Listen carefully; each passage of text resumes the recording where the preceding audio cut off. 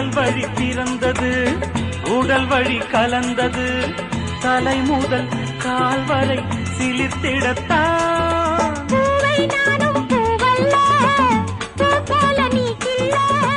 எனக்கென இருப்பது எதற்கதை மறைப்பது? மழைக்கால மேகம் ஒன்று மடி ஊஞ்சல்லாடியது, இதற்காகத்தானே அன்று ஒரு ஜீவன் வாடியது.